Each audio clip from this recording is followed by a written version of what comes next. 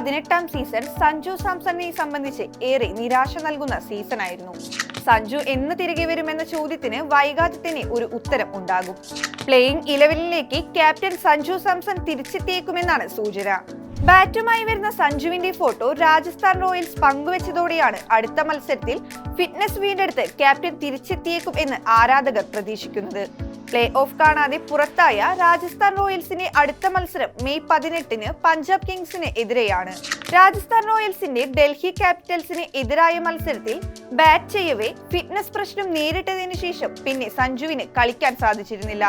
സീസണിലെ ആദ്യ 3 മത്സരങ്ങൾ വിരലിനേറ്റ പരിക്കിനെ തുടർന്ന് ഇമ്പാക്ട് പ്ലെയറായി മാത്രമാണ് സഞ്ജു കളിച്ചിരുന്നത്.